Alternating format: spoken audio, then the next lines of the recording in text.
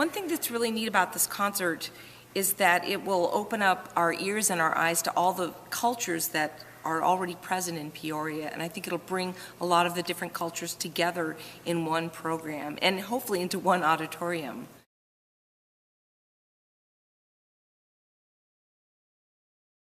The concerto was written for violin solo with tabla, which is a tuned type of Indian drum, and orchestra.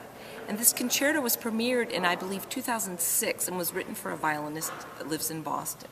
It's really quite unusual in that it combines traditions of Western music with Indian-style music, and it's violin playing that's somewhat normal, what you're used to, but it takes on the language of the Indian style. Not only Indian violin music, but also maybe a little bit of the Indian vocal style.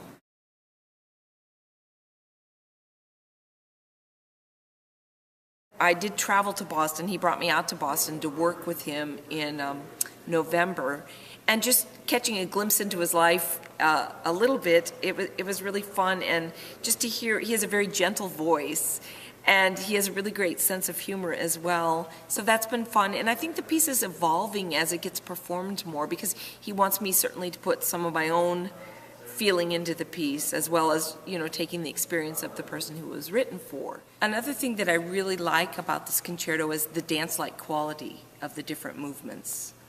The first movement's a very slow improvisation, so it isn't really dance-like, but it's very moving, the sound of the violin and the way he writes for the instruments in the orchestra. And then the second movement's very dance-like with a meter of 5/4, which is very unusual for us, but it's very typical for Indian music. And then the last movement's a really pretty crazy dance, and there's a lot of interplay between the violin and the tabla player. I think you should come hear this piece because it combines a similar style that you might know, even recognizing me play the violin, but with a totally new voice that you have not ever heard on this stage.